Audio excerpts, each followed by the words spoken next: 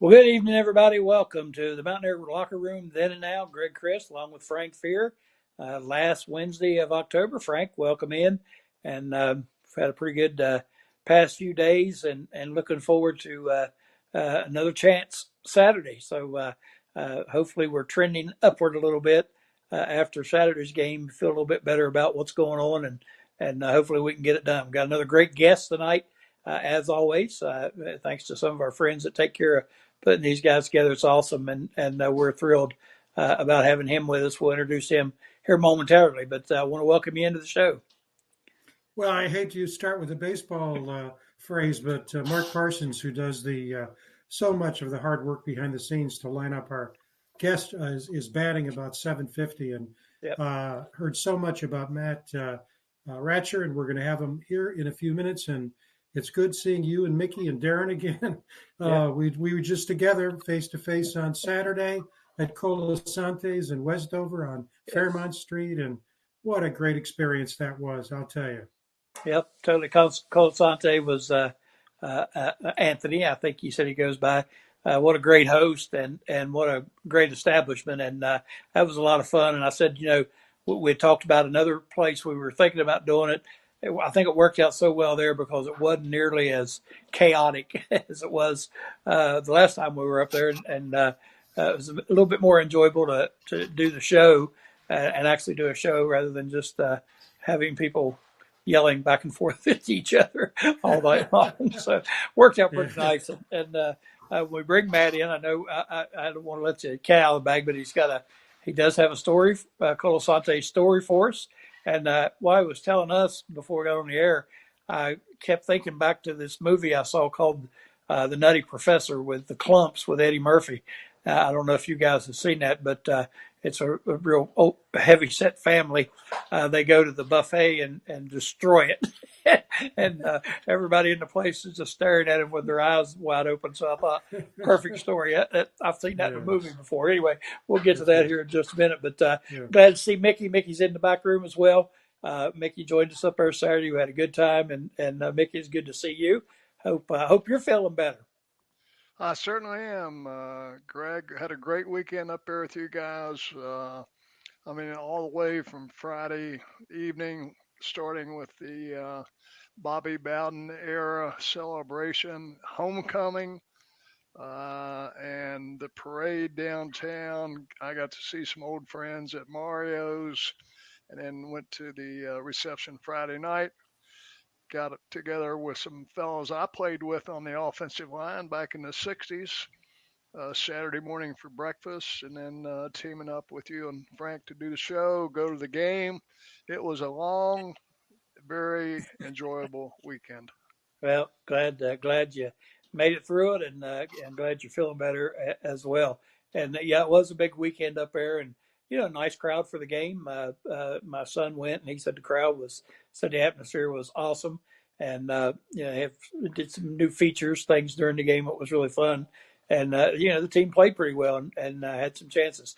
We'll get to all that here in just a little bit. We'll talk about the game Saturday, then we'll talk about our upcoming opponent this coming Saturday and what our expectations are. But I'm not going to take any more of that time away. And Frank, I'll let you, if you want to introduce Matt, then I'll come back and talk to him in a minute, and then pass it on to you and Mickey and let you guys follow up.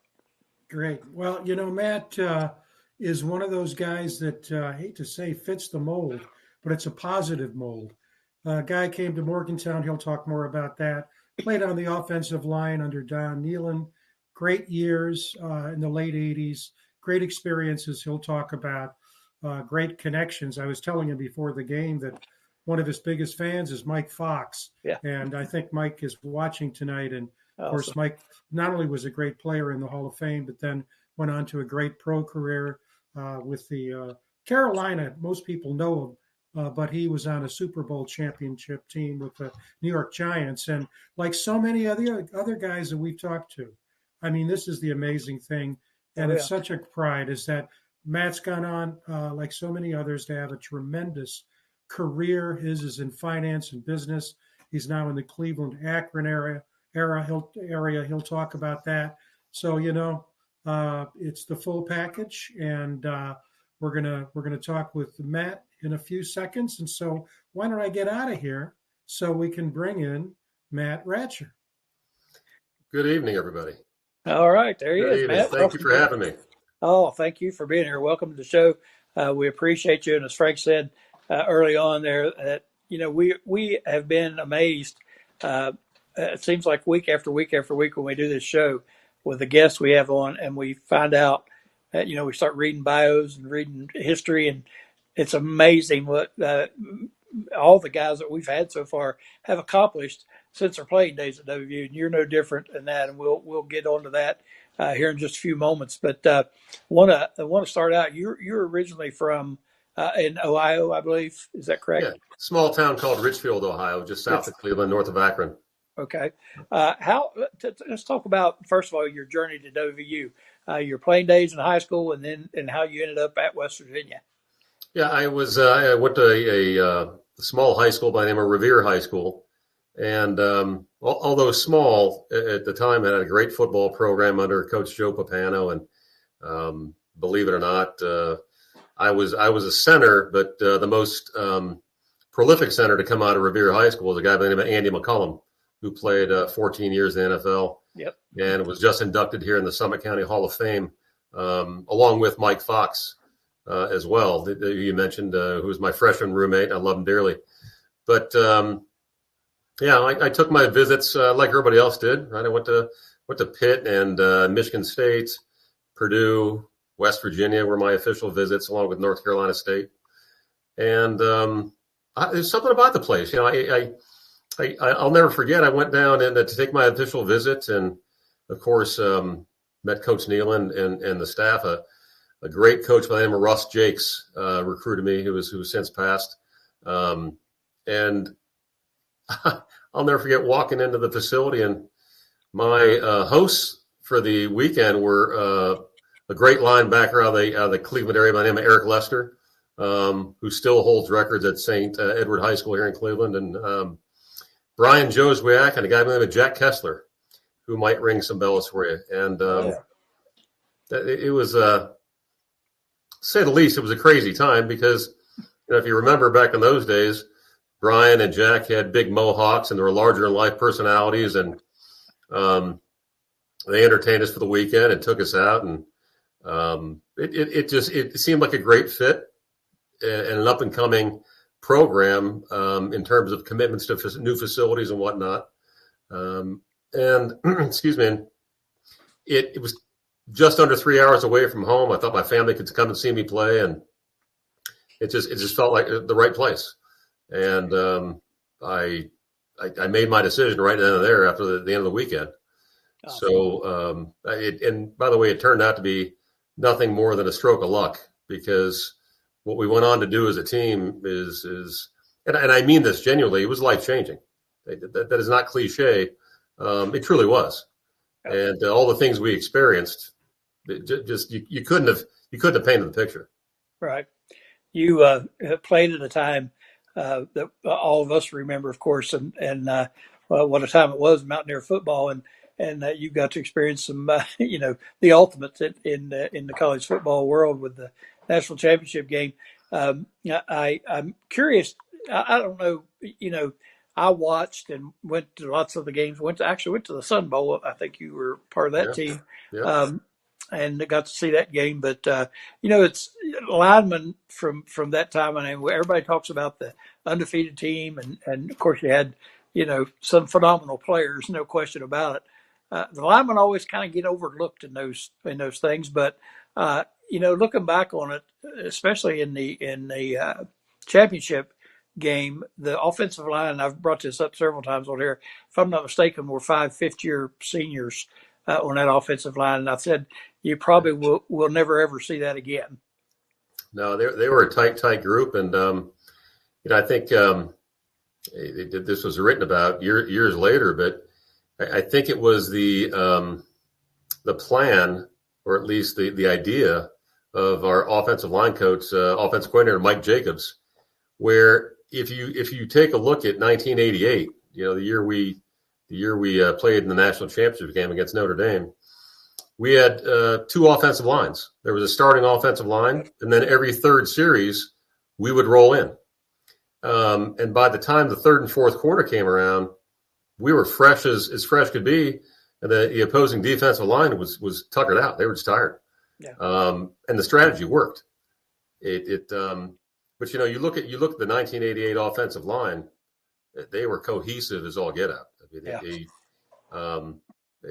they did some things without even having to talk to each other. I mean, it was just instinct at that point. So we had a heck of a lot of talent going into that season. Yeah, I was going to. That was the point I was getting at. How you guys got overlooked, kind of. I mean, fans who pay close attention, like myself, recognize the names and your name and all of them, but a lot of people don't. They don't remember who the linemen were. But you guys, and like you said, there were two units that basically went in and out that played a lot.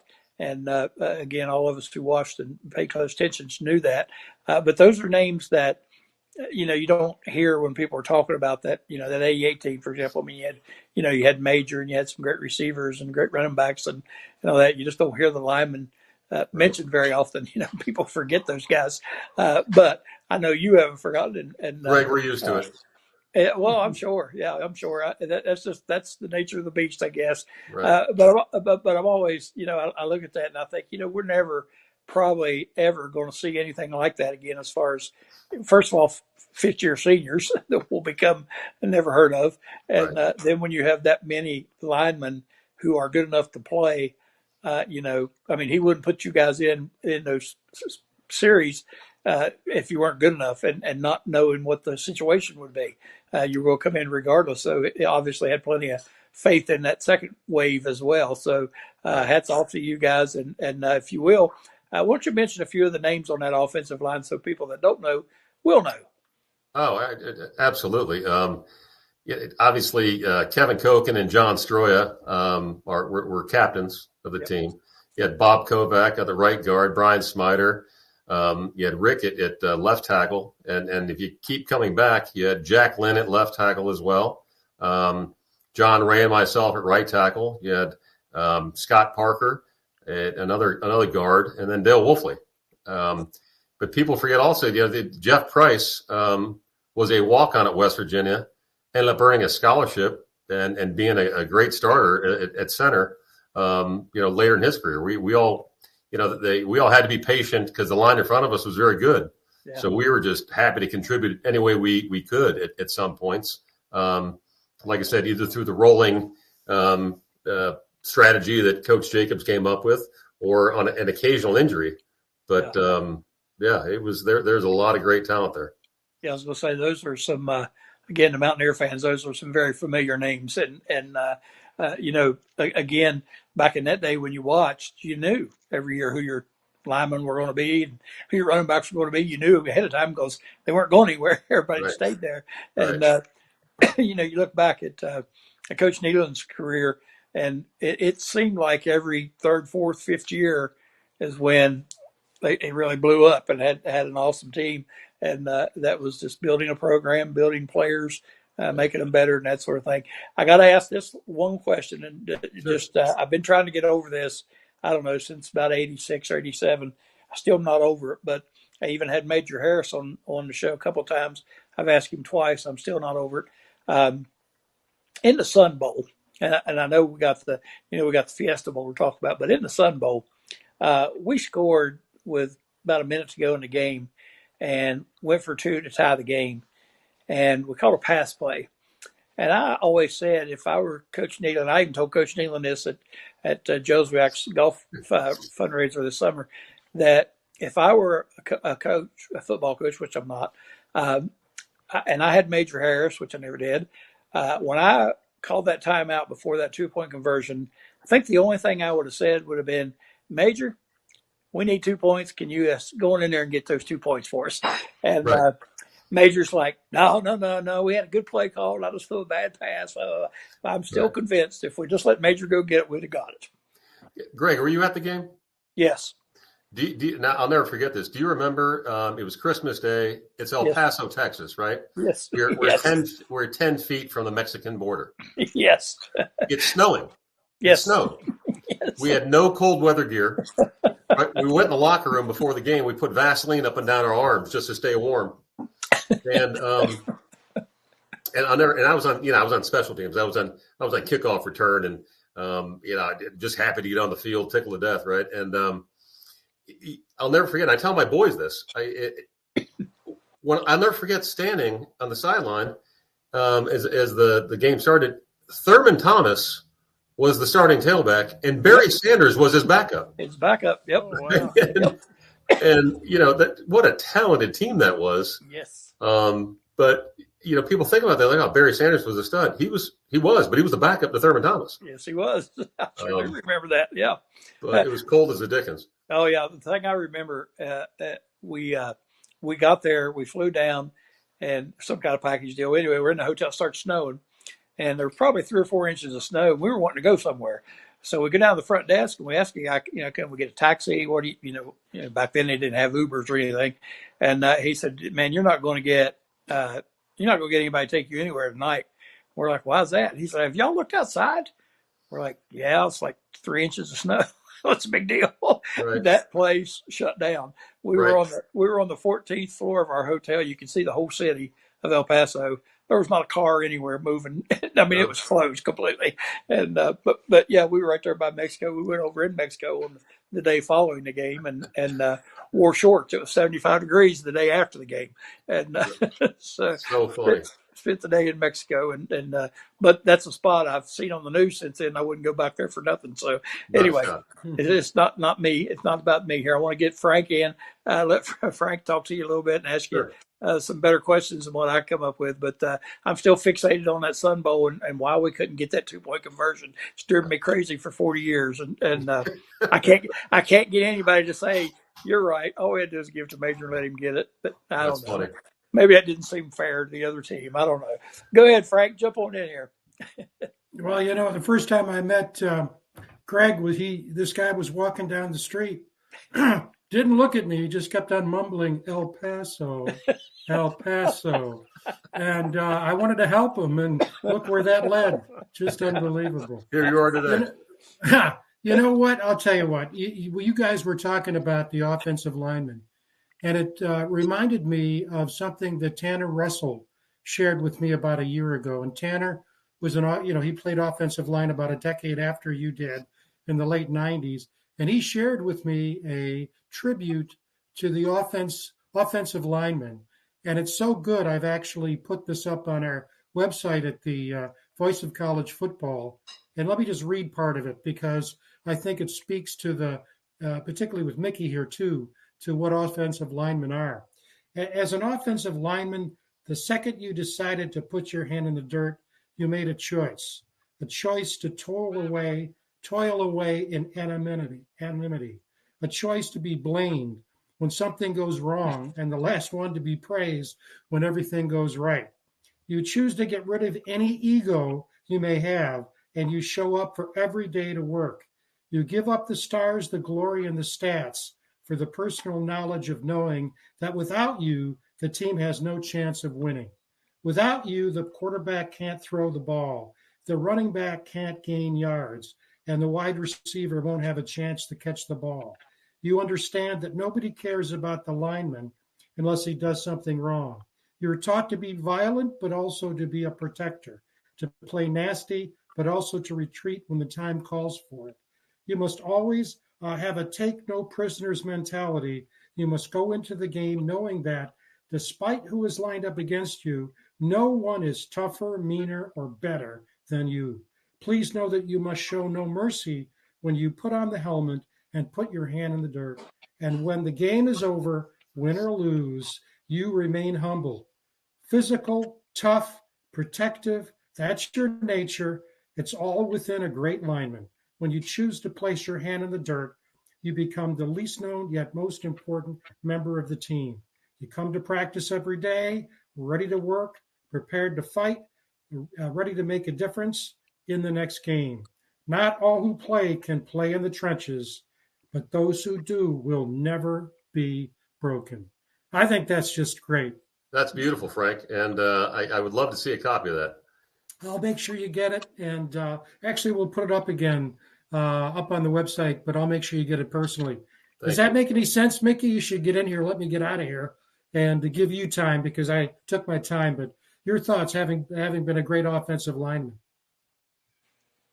Well, thanks, Frank. It makes perfect sense. The one thing that Matt mentioned and I've mentioned in the past is when you play on the offensive line, you're part of a 5-person operating unit. There is no real individuality. The success or the failure that you have comes from operating as one person instead of 5 individuals out there. I'm sure Matt would agree with that. The other thing that I think goes unheralded from a lot of the fans' perspective is the mental aspect, the intellectual aspect of knowing your assignments, executing your assignment, and having the mental part of the game down just as much as you do the physical part of the game. If you're going out and you're knocking somebody's socks off, but it's the wrong guy, or 2 guys are going after the same guy, it can have a devastating effect on things. So, Matt, I was just wondering if maybe you'd like to address that issue a little bit about the importance of the mental aspect of the game, playing on the offensive line, as well as the physical aspect of it. Yeah, it's Mickey. We always joke, we're the smart guys up front, right? I mean, that's what we call ourselves. And by the way, the only reason we'd call ourselves that because nobody else would. So, the smart guys up front, had to know what the assignment was, and if something were to change immediately on the defense, you had to know exactly what you were going to do at any given time. So I was kind of fortunate because I got shuffled around a lot, right? I went there as a center, then I became a guard, then I became a tackle. Actually, in one game against Cincinnati, I played all 3. I played center, guard, and tackle all in one game.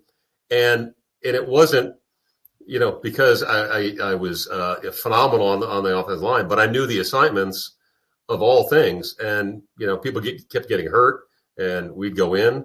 But if you don't know your assignments, it doesn't matter how athletic you are, how strong you are, even what your technique is. But if you don't understand the scheme, you have no shot of getting in because the coaches just don't have enough confidence to say, okay, he's going to execute exactly where we need him to execute. And when he gets to the second level, he's going to know exactly what to do when he gets there. But it is so important. And Mickey, you know this. I mean, offensive linemen hate to talk about themselves, right? They hate it. They don't like the limelight. They're not used to getting any limelight. It is they're gonna cast light on others because that's what we're supposed to do, right? We're supposed to let Major Harris get a touchdown and A.B. Brown and the rest of it. That's what we're supposed to do. So if there is any kind of spotlight on offensive linemen, it's because he screwed up. Yeah, exactly. That's the only time you get any recognition is when you screw up. Right. I wanted to ask you about Dale Wolfley. You played with Dale. Good friend of all of ours. We all sure miss him. I loved it when he was running the varsity club at the university. That's when I first met him. He did so much to help us in our 69 Peach Bowl team. He put together a 50-year reunion for us in 2019. And then we got to know him through, the program. Just wondering if you had any recollections or any thoughts about Dale and any stories you'd like to share. Mickey, I miss him. He, Dale was integral in bringing us all back together, if you will. We all kind of graduated, went on with our lives, raising families and whatnot. And Dale was, the first powerful force to say, hey, you guys need to come back. Right, let's bring us all back together, and he was good at it, right? Because everybody loved Wolf, right? You might not understand him because he was crazy as all get out, and we loved him for it. But you loved him, so you did what he asked. And his son was fortunate enough to come and play here at the University of Akron, and I made it a point to go down and talk to him because any son of Dale Wolfley's I had to meet, right? I'm like, okay, the genetics are powerful. Let me go see if he's as crazy as his dad is. And by the way, he was. So I miss Dale a ton, and just the occasional phone call or text or, hey, there's a group of guys coming down this weekend. You should come down. I mean, just that really was his calling. He was good at it. He was passionate about West Virginia. There was no questioning that. A true Mountaineer, no question about it. Now, speaking of sons, you had 3 sons yourself. Are they involved in football, or are they at the high school ages? Or tell us a little bit about them. Yeah, I've got 3 boys, and by the way, they're all bigger than I am. But we've been really, really fortunate. So my oldest son Adam is a fireman paramedic here in the next adjoining town, right by the Hall of Fame, out of Canton. My middle son, Sean, is in the business here in the investment world with me. And Sean was fortunate enough to play at Indiana, and he just graduated 2 years ago. So my wife and I get to spend 5 years traveling all over the Big Ten every weekend, and just what an amazing gift. But he's still chasing the dream. He was in training. He was in mini camp with the Giants and mini camp with the Jets. So he's still chasing the dream a little bit while he's working with me.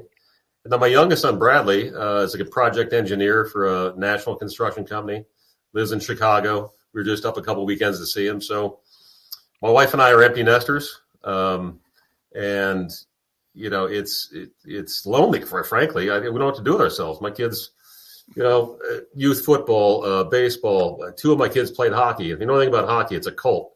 Right? It's the most – I kid around with them. I say it's the most expensive dead-end sport in the world, but I love it. I do it all over again.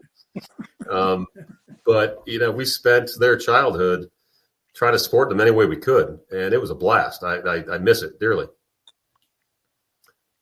Hey, one final question for you. That helmet in the background there, is that your actual helmet from your playing days? Or I wish it was. Thereof? I wish it was, but that is a fake, if you will.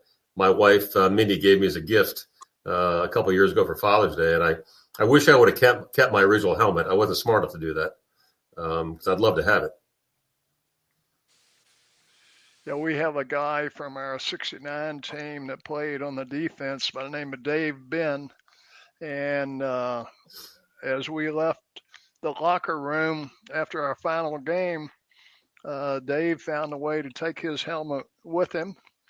He's from Ohio, up near Sandusky, by the way, also. Oh, no kidding. And every reunion that Dave comes to, he brings that helmet, and he brought it with him last weekend, and he wears it for every picture that's taken.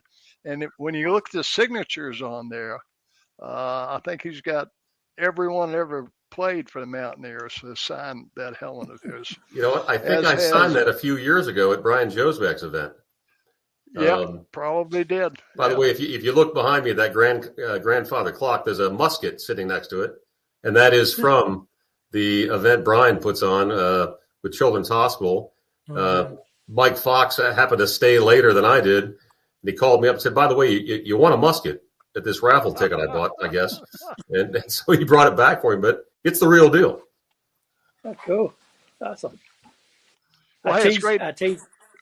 Great having you on the show. I was going to tell Matt that I tease Mickey all the time about his helmet, and he said he just folds it up, puts it in his pocket, and brings it wherever he goes. So I always tease him about that. It was so long ago that he played. And also, I heard you mention, and I know you guys have heard this, the center guard and tackle. That's what I did in high school. I sat on the center of the bench and guarded the water bottles, and I tackled anybody that got close to him. That was my job. So I played all 3 positions as well. Matt, after you left, talk about your life after. I know you have, like I said, you have 3 sons, empty nester at this point. But after you graduated from WVU, tell us a little bit about what happened from that point on up to now.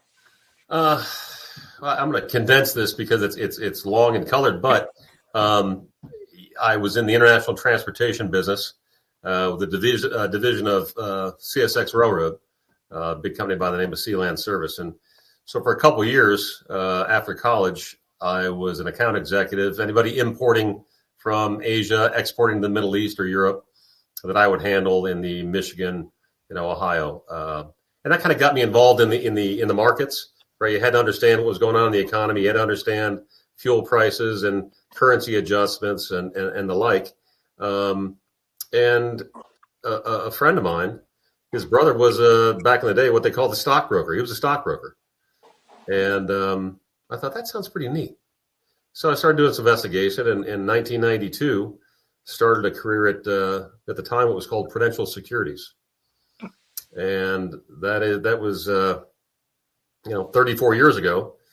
And in 2003, I guess it was 2003, my partner and I, Bill Thomas, started our own firm, our own investment firm that has evolved and grown, and we have merged with another firm 2015, my partner Jason DeLauro, and it's been a ton of fun. We headquarters is in Akron. We've got some offices outside of Youngstown. We've got some offices in Western PA. We're kind of a small boutique firm, 25 employees, but we manage a sizable amount of money. We manage about $2.3 billion in assets for mostly individuals, trust, family office type work, some corporate work as well, and it truly has been a great career that I enjoy. I still enjoy. I love coming to work every day.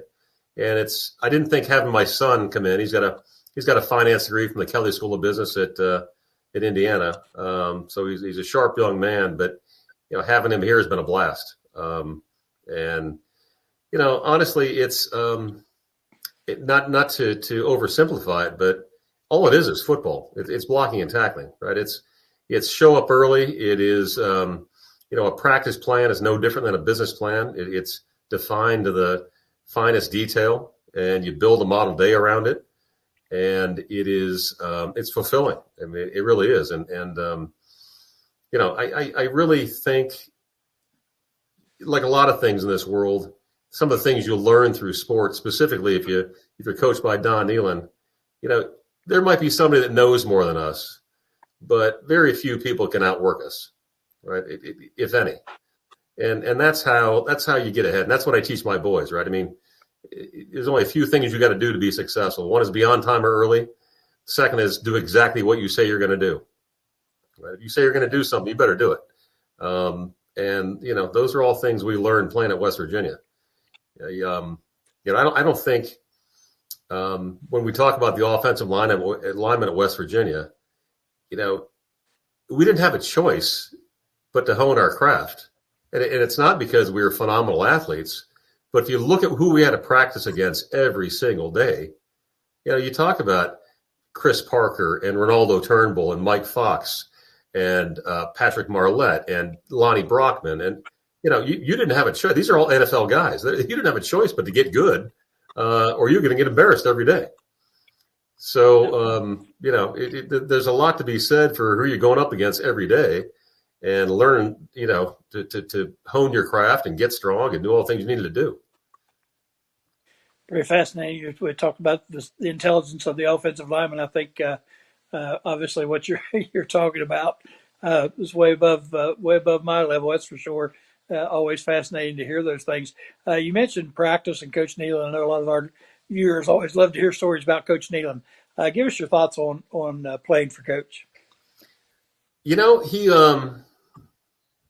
He was tough but fair, and I was there 5 years. I never heard him curse, not one time. So he was very effective without being anything other than a gentleman.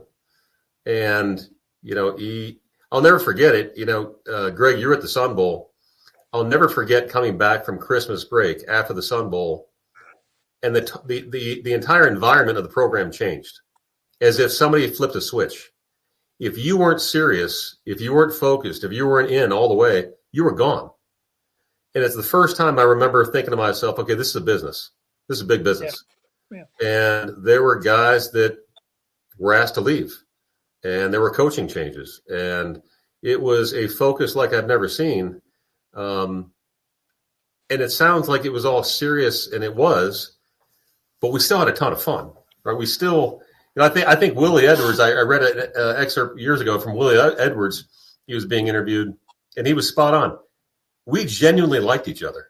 I mean, we were, the entire team, 130 guys, we enjoyed each other's company, which is very, very rare. So Coach Nealon created an atmosphere that demanded respect not only of the coaches, but of each other. And it, to this day, I don't care if I had a teammate, colleague, any of us would drop what we're doing and go help that person out. Yeah. There's no question about it. Well, unfortunately, and I want to get your thoughts on this as well. I don't know that, we'll see that much anymore because of NIL and the transfer portal and all those things. And you've been in the finance world, you probably have a little better handle on it than most of us do. What do you see happening with, I think we all see what's going on right now. We all think that it's not sustainable, and it's not good for the game. It's definitely not good for the fans. Where do you see with the NIL and the transfer portal, and now, conferences talking about, getting with, financial folks and to lead them and that sort of thing. Where do you see all this heading, and how's it going to get lined out, straightened out, if you will? Greg, it's a great question. I get asked this question all the time. It's got to change, and I am all for the players getting paid. I had teammates. I myself, went to college with no means, very little means, and so they need to get paid. Here's the problem: it's the wild, wild west. There's no governance, right? Why this money is not more contractual than it is? Why this money is not in trusts or structured settlements where you got to protect this 20, 21, 22-year-old young man from himself, right? You do. And I realize they're adults, but they don't know. And it's doing more harm than good, not only to the individual and frankly the families, but the programs. There's no reason to stay, right? We gelled and had great relations with each other because we had to, right? If you left in our day, you had to sit out a year, and it was taking a step backwards, a lot of risk, and I'm glad that's changed. However, it went way too far to the right, and they've got to put some structure around these things and give these kids some guidance. So this money they're receiving is around a long, long time, is a great foundation for what their future is after graduation. But I don't see that. And I don't mean to sound like an old curmudgeon, right? But the reality is it's got to change. Yeah. Well, I think what you said, we had Owen Smith on, or I did on a different show one night. We were talking about it, and he said, when I got to the NFL and, I signed this contract, and he said, here they basically handed a 21-year-old kid, $150,000. He said, I went crazy. And he said, right. I'm sure I'm like every other young person, that gets a pocket full of money. Yeah. That like you said, they are adults, but they don't understand and they don't know. And it's just going to, like you said, go get worse until they get some parameters, structure around this thing. And places like WVU, Frank and I have talked about this at length as well. We're going to have a hard time staying in the game if it stays the way it is right now, because we don't have that financial backing that a lot of these places have, and it's going to get down to 10 different schools is going to be. That's where all the good players are going to be, and they're going to win all the championships or whatever, and the fans are going to pay for that part of it. But yeah, I agree. They've got to get some ropes around this thing somehow. Get it under control. Frank, I'm going to let you jump back in here before we have to wrap up with Matt. I'm sure you've got some burning questions you want to ask Matt before we go. Well, we got to hear that story, Matt, about that's right. What happened years ago at Calasantes, and I'll tell you, because just a little lead in. Of course, you guys came back with resolve, took you all the way to the national championship game, but at the same time, fans were very interested in following you. And so tell the story about what you guys did that brought you to Colasante's and what happened after you got there. And like I said, I think at the time it was called Westover Pizza, if I believe. And I think this was Kevin Koken's idea, one of our captains. And so, he and John Stroya would they got us together at the beginning of the season and say, hey, Thursday night, let's make it offensive lineman night. And so all the offensive linemen would go over to Westover Pizza right after a team meeting, after practice, and we would go to the buffet. And they obviously they had pizza and salad and all the pasta, everything, all the soda you could drink. And I believe it was $5. It may have been less than $5, but it was $5. And these poor people, we would just put they couldn't make pizzas fast enough, right? And so what happened is over, every week, more and more fans would come in. More and more fans would come in. And we got to be about 8-0. And now there's a line out the door to get in. And they sit there and watch us eat like it was the zoo. And so now it got to be 9-0. And now TV cameras and news crews are coming in. There's vans with satellites outside watching a bunch of 275, 300-pound guys eating pizza, which sounds really embarrassing, but we all thought it was cool as all get out. And, we leave, we're signing autographs on the way out, all for $5. Right? And it was, and I tell the story now to my wife. She's like, that sounds horrible. I'm like, you don't understand. We were like rock stars. I mean, truly, it was unbelievable. But it was funny because and so I think that you said Westover, I think, burned down, and that is the new Colasante's, right? I think so. Yes. Yeah, I think so. But one of those memories. I try to explain to people just how passionate West Virginia fans are. And there's some things that are not lost on me. I remember we went to the Fiesta Bowl. I remember meeting people that took a second mortgage on their house to go. And, they would have fundraisers and they'd have garage sales to make enough money to buy plane tickets to go. And that's not lost on me. Those are things I'll never, ever forget because you just can't explain to people how passionate West Virginia football is.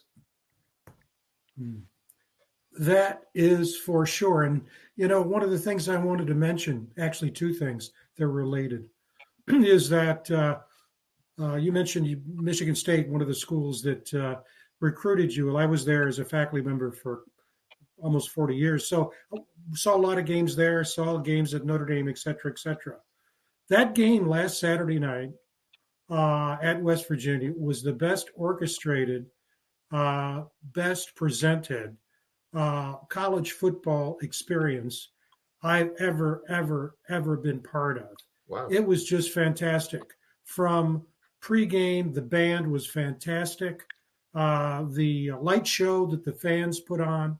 And the second part of that is that someone told me the next day, Terry Voigthofer, of course, Mickey knows Terry from back in the day, and Terry was co-captain of the 71 team.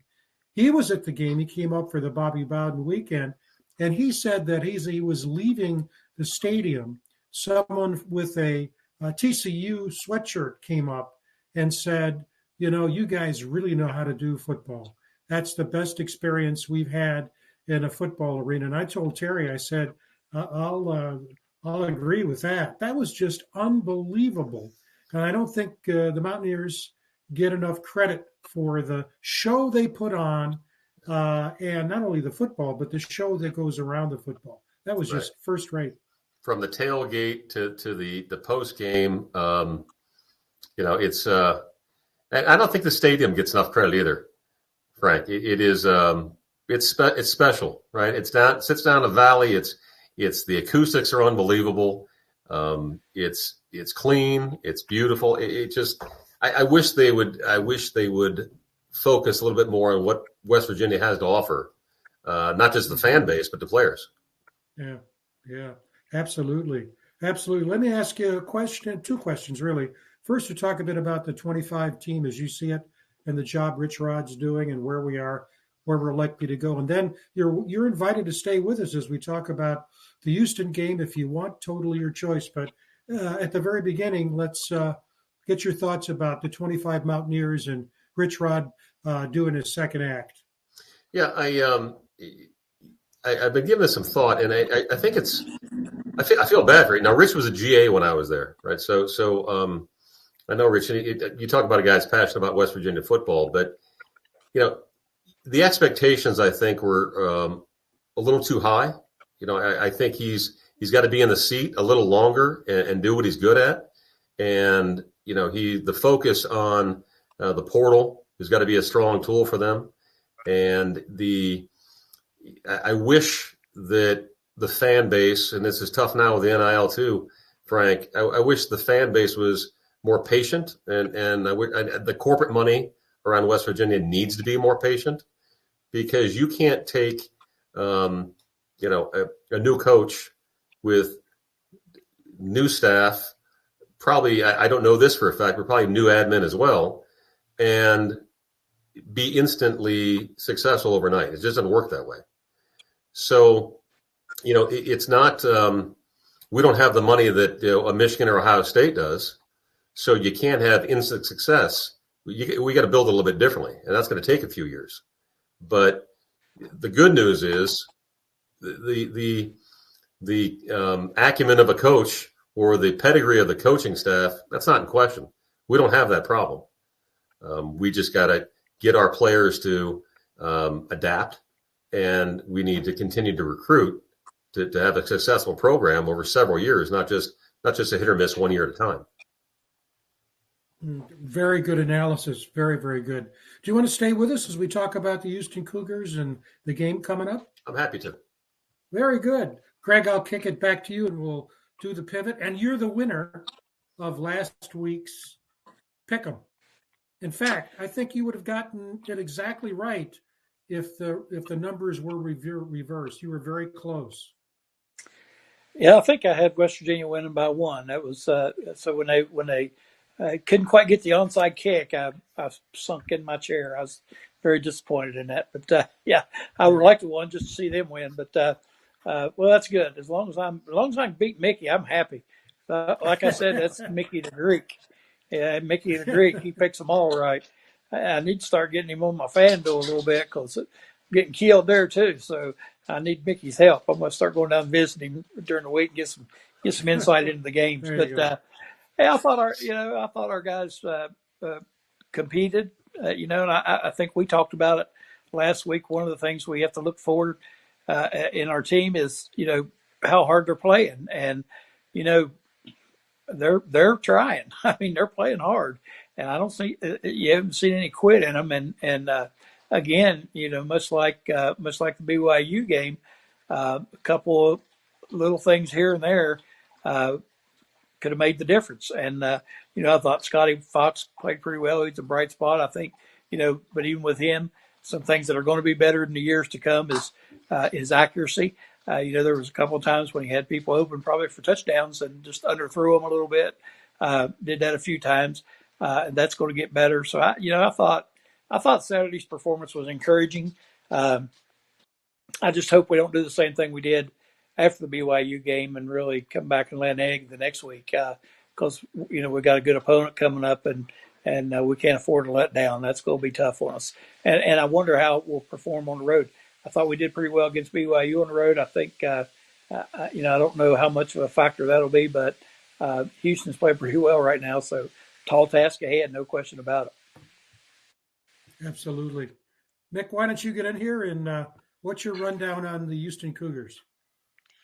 Well, they've really had a turnaround in their program this year. Last year they were 4-8, and this year they turned it around to 7-1. A lot of people picked them to be in the bottom realm of the Big 12 this year, and they've proved a lot of people incorrect on that. The only team to beat them so far this year was Texas Tech.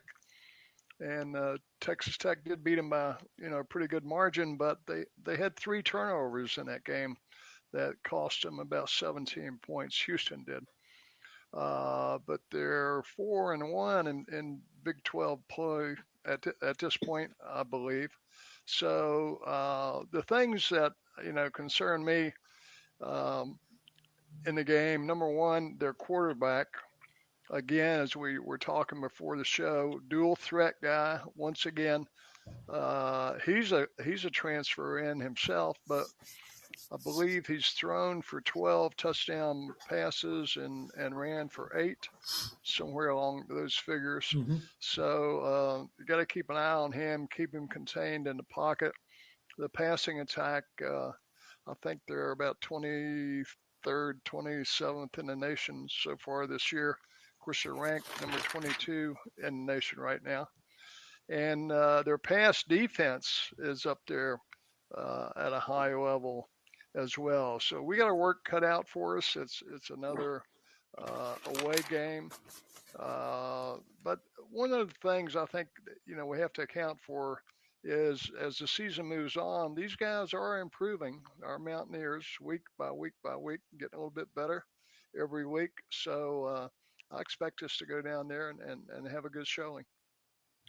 Well, your analysis is really spot on. A lot of us didn't know much about Willie Fritz, even though he has a tremendous record. Did a great job at Tulane before he went to Houston. And Houston, was on the mat. I mean, he's taken them from the mat and made them a contender. And they're right in the thick of things for the Big 12 championship. What's interesting about Houston, as you mentioned, in terms of their schedule, it's not the strongest schedule by any means in the Big 12. And couple things I would watch is they played Arizona and Arizona State back to back. That's not easy. They won both games, but in each game, these are the last 2 games they played, they got out ahead, and then they were outscored in those 2 games 30-3 in the fourth quarter. So the other team made a comeback, and I was thinking about what Matt was saying earlier about defensive linemen getting tired as the game goes on. Something's going on when the other team outscore you 30-3. Now that means you're ahead significantly, and that plays into it, obviously. But that's just one thing to watch. This, and you talked about a transfer with Connor Wigman, who's their quarterback. He's like the quarterback for BYU. Doesn't necessarily look the part. More of maybe a running back or a linebacker. But last week he had a 50-yard run against Arizona State. So this guy is a dual threat. He's the second leading rusher as well, obviously, as a passer. You mentioned the numbers, impressive. He's at 64% in terms of his passing percentage. We gotta put pressure on him. He's got really good running backs. Watch out for Dean Connors, transfer from Rice. All these guys except one. Houston's their second act. And then the other thing I would say, let me see, I think I've got it on the back page here, is their kicker, Ethan Sanchez, transfer from Old Dominion.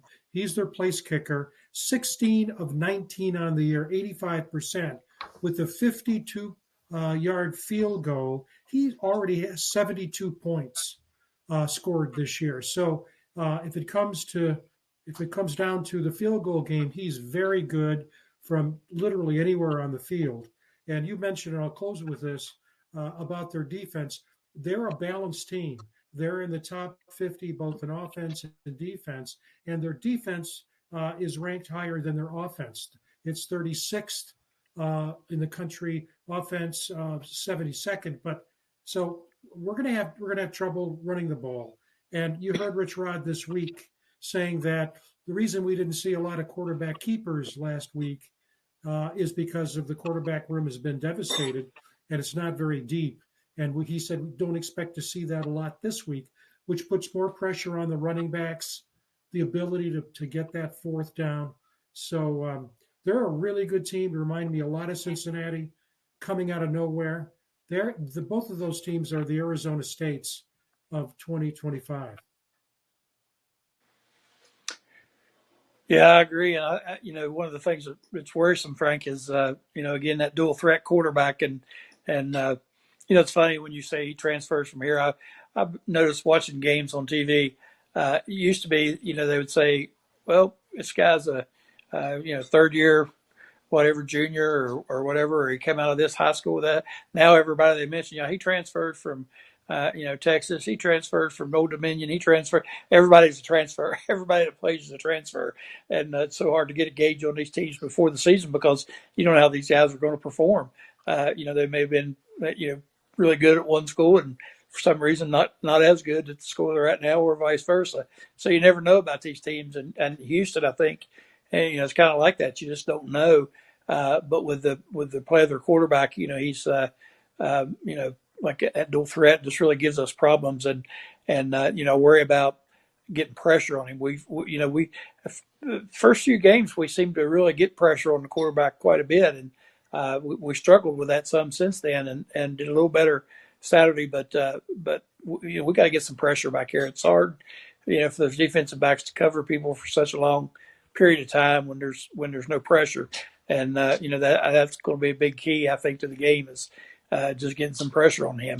And then on our side of the ball, we got to be able to run the ball a little bit. And again, we've done a little better at that this game this past week, but still not where it needs to be. And so that's pretty worrisome. I tell you what, let's do.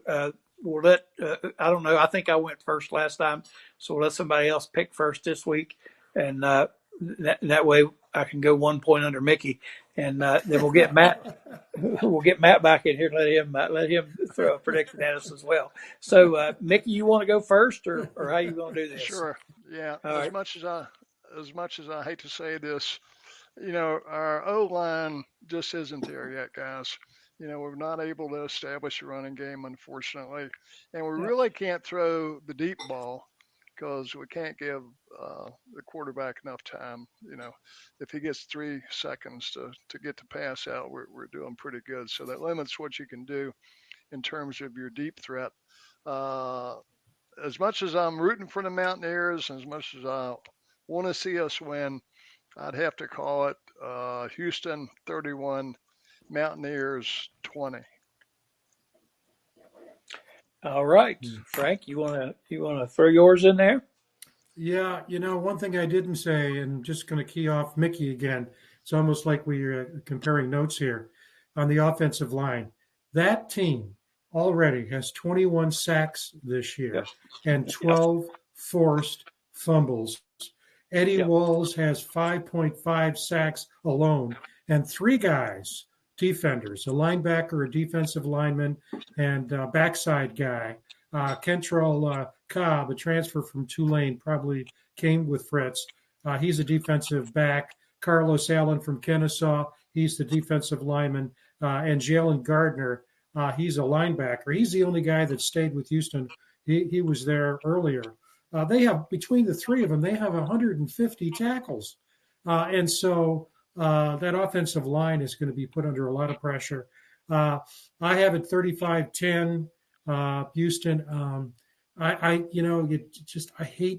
absolutely hate picking against the Mountaineers, but it's just this team. I'm not going to say yet they're the best team in the league.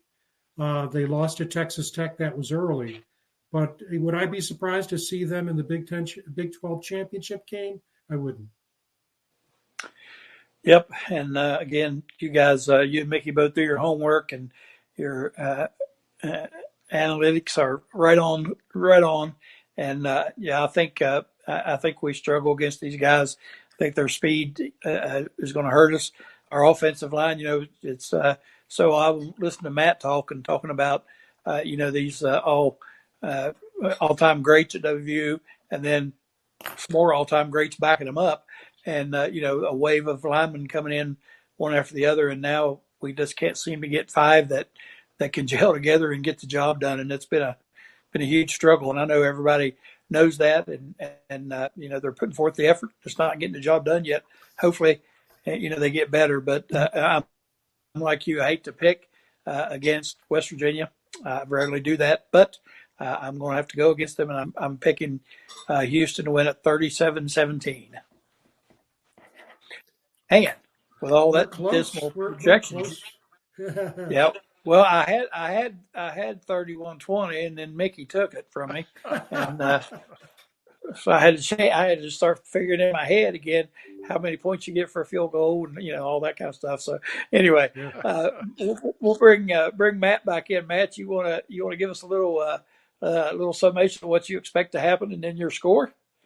Well, And by the way, Matt, if you do win, Matt, man, do we have a cache of prizes to give away for the winner? So do your I best. can't wait. Yeah, I can't wait. Well, I tell you what, Mickey's spot on, right? I mean, when I watch a football game, we all watch it differently, right? I watch the offensive line, and my wife gives me grief every time I watch a football game because all I do is critique the offensive line and never have anything good to say about the offensive line. Well, that's because when an offensive lineman does something good, that's what you're supposed to do, right? So you don't get accolades for doing what you're supposed to do. But if you look at the last 4 weeks, I'll say, our offensive line is getting better. They're not where they need to be yet, and it comes down to time in the pocket that the quarterback needs, but we're collapsing way too soon. And I don't think it's a talent issue. I think it's a cohesive issue. I think you see defenses running schemes against us we're not picking up, and that's a problem. And I it's going to get corrected at some point. So unfortunately, I am not willing to bet against the Mountaineers. So I am going to plead the fifth and not give you a prediction, and I will pass up my cash prize. But I'm going to hope for the best. Okay. What an upset it would be, wouldn't it? Absolutely be awesome. And I feel you. I understand where you're coming from, but just to be clear to all of our listeners out there and to Mickey, it's not a cash prize; it's a cachet of prizes. Cachet. I'm sorry, I didn't hear you. Cachet. Well, and you don't need it. You don't need it this week because the prize this week is a musket.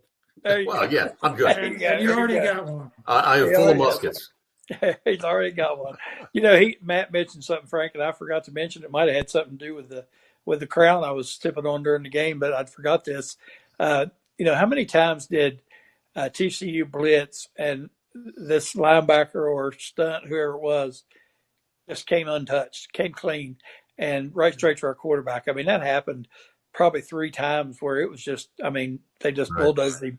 And, those were things, that's not talent right there. Like he said, that's cohesiveness. That's assignment football. You got to know, when that's coming, where it's coming from, whose responsibility it is.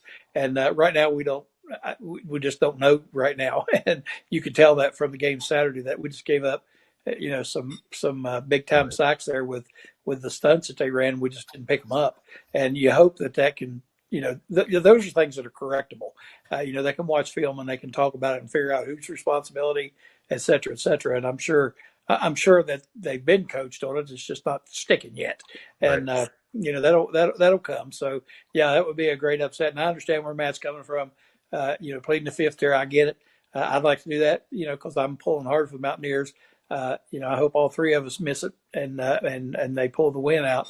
Would be awesome. But anyway, we'll just have to wait and see what happens. Matt, thank you so much for joining us tonight. Great hearing from you. Great hearing the stories, and congratulations on your successes.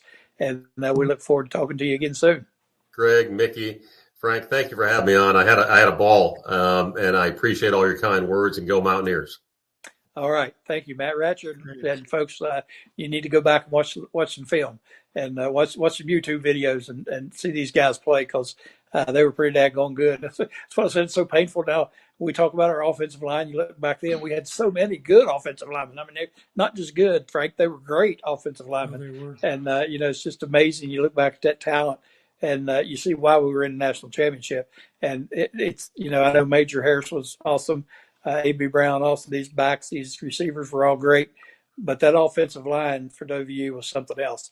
And that's why we were in the national championship game because of those guys. Yeah, you're absolutely correct. And those memories are still fresh. Oh, yeah. And one of the great things about this show, obviously, guys, is we get a chance to talk to the guys that made it happen back in the day. And I was thinking Frank, about it the other day. I'm sorry to interrupt you, but we got to keep finding guys who played on that '88 team. Yeah.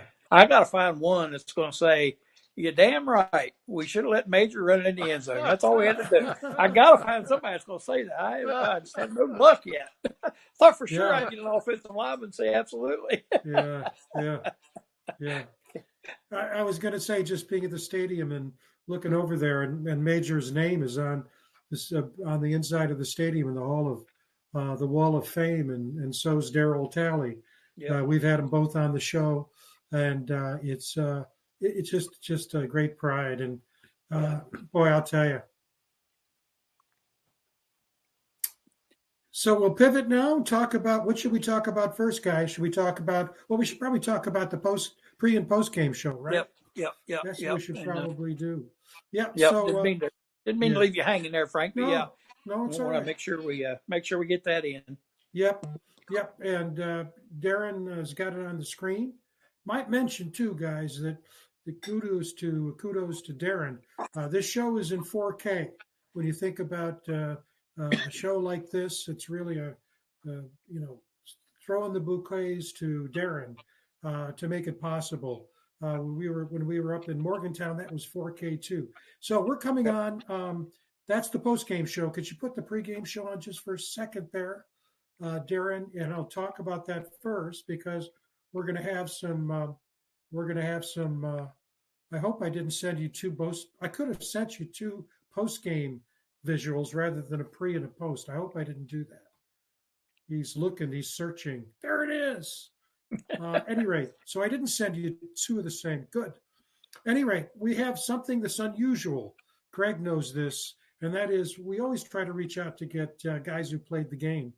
And we reached out to two guys, and they can both do the pregame show. So they're going to be with us. There'll be Greg, myself.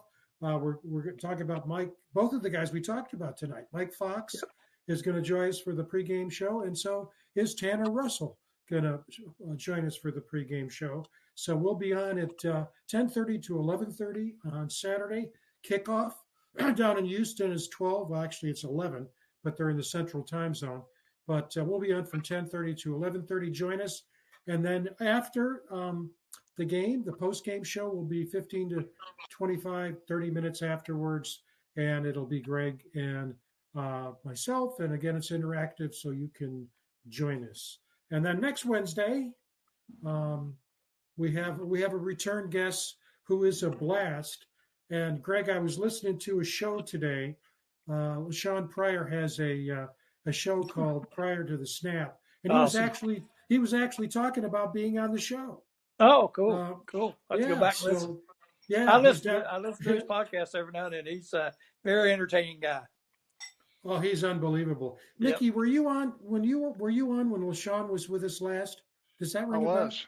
Oh, great. I was. Yep. He is a hoot.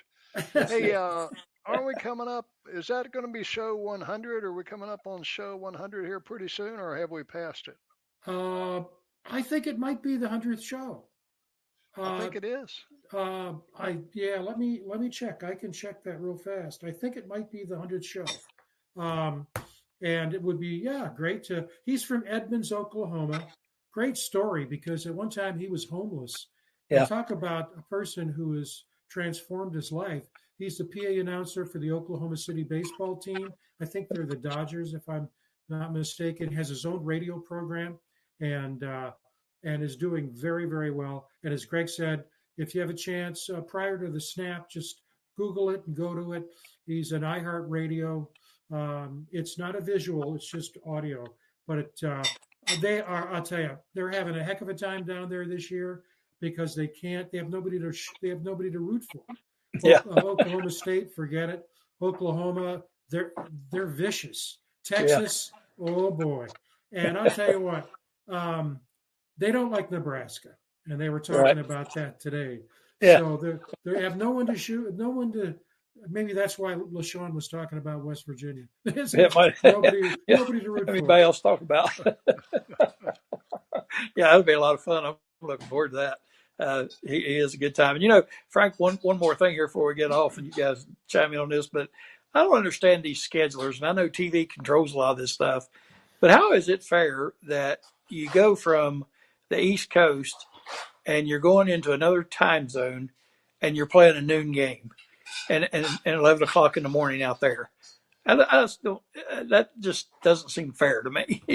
Just like going out to Provo on a Thursday night. These schedulers, I don't know. You hate to be a conspiracy guy and say they're out to get us, but it seems like every raw deal that comes about on the scheduling, Yeah, we're taking the brunt of it, and I just don't understand. that's right. And I don't Absolutely. know Yeah. if you guys are watching or not, but I've got the World Series on, and the very first batter, the very first pitch, guy from Toronto just hit a home run Oh wow! off a Snell. I tell First you, pitch of the game. they're giving the Dodgers everything. Boy, And they can hit. to your question, Mick, yes, it is the 100th show. All All right. right. All right. Well, we'll have to have some cake and ice cream then next time. I think so. All right. Darren, you going to think you can whip that up for us? Yeah. Didn't feel too promising, did it? Hey, and you said kudos again to Darren for the show. Being in the 4K, the fact that he was able to be in Morgantown and do the show from Castellanos. And all right, I'm getting really distracted here. Second pitch of the game, home run. Two pitches, it's 2-0 Toronto. Whoa! Yeah, Guerrero just hit one. So first two pitches. Anyway, I bet that's never happened ever in a World Series. I bet ever. Anyway, we were at Castellanos, and Darren was there doing that, and then somehow made it all the way back to Oak Hill and showed the soccer game, which I flipped on and watched a little bit of with the perfect picture and all that. And so hats off to him again for what he's doing. Amazing work. Mm-hmm. Absolutely, I agree, 100%. All right, guys. Well, it looks like we're, as the old Joe Nuxall used to say, rounding third and heading for home. Almost 8:15, so it's about time to get off here. I want to thank our guest, Matt Wracher, a great offensive lineman for WVU back in the national championship days. Thanks, Mickey, for all your input and insight. Always spot on with your analysis, and I can tell you do your homework. I'm glad you're feeling better. Glad you're back with us, Frank. Appreciate you and all the work you do, and most of all, we appreciate everybody tuning in and watching us tonight. Thanks to Darren for all the work that he does. We look forward to coming to you Saturday. We'll be here Saturday at, I want to make sure I get this right, 10:30. We'll be 10:30 to 11:30 on the pregame. And then we'll have the postgame about 30 minutes after the game concludes. So we look forward to all of that, as well as next Wednesday night. We hope you'll join us for that Sean Pryor episode, which will be a good one because he's a fun guy to talk to and to listen to, and I know we're going to enjoy it. So with all that being said, for Frank, Mickey, and Darren, we appreciate you again for tuning in to the Mountaineer Locker Room then and now on the New River Network and the Voice of College Football. Have a great evening, everybody. Good night.